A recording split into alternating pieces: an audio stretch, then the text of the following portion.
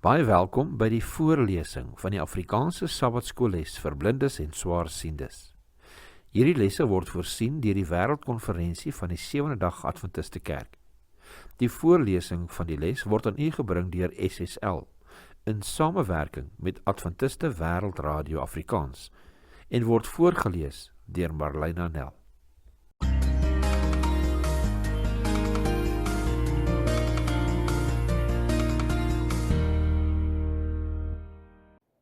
Dinsdag 21 April.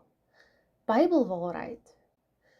Dit was 'n tendens onder party liberale teoloë van die 60-jarige om God uit die teologie te skryf.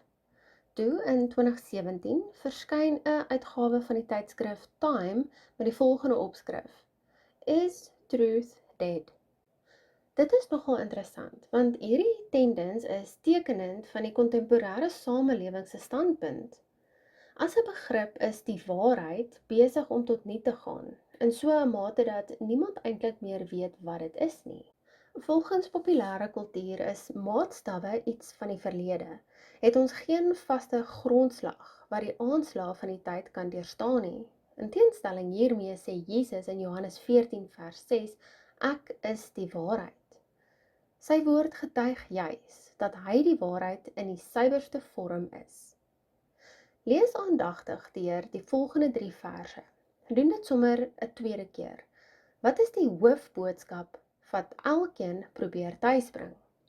Ons lees Johannes 17 vers 17. Heilig hulle in u waarheid. U woord is die waarheid. Ons lees weer. Heilig hulle in u waarheid. U woord is die waarheid.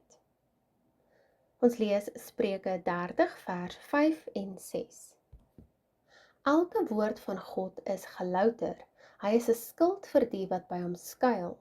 Voeg by sy woorde niks by nie, sodat hy van jou nie rekenskap vorder en jy as 'n leienaar openbaar word nie. Ons lees weer. Elke woord van God is gelouter. Hy is 'n skild vir die wat by hom skuil. Voeg by sy woorde niks by nie, sodat hy van jou nie rekenskap vorder en jy as 'n leienaar openbaar word nie. Ons lees Psalm 12 vers 6. Oor die verdrukking van die elendiges, oor die gesig van die behoeftiges, sal ek nou opstaan, sê die Here. Ek sal hom in veiligheid stel wat daarna smag. Ons lees weer. Oor die verdrukking van die elendiges, oor die gesig van die behoeftiges, sal ek nou opstaan, sê die Here. Ek sal hom in veiligheid stel wat daarna smag. Psalm 12 vers 6.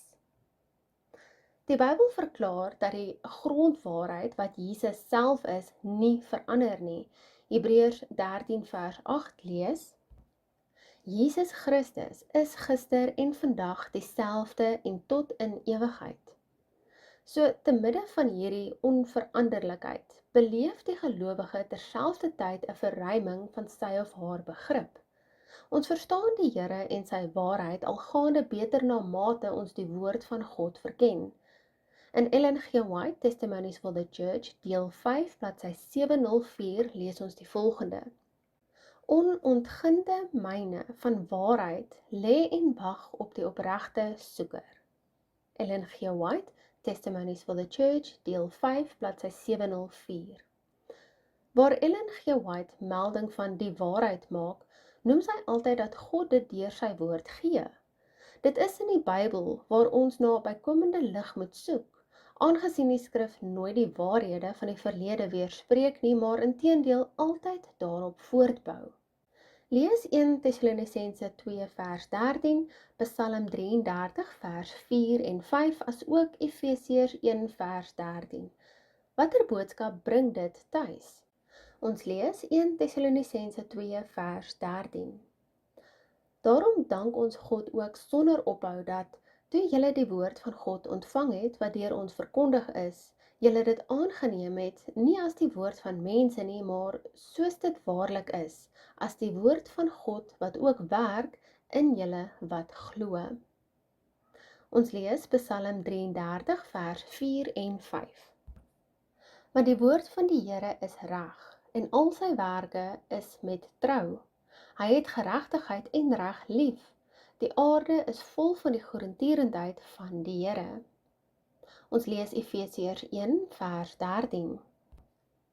In wie julle ook, nadat julle die woord van die waarheid, die evangelie van julle redding gehoor het, in wie julle, nadat julle ook geglo het, verseël is met die Heilige Gees van die belofte.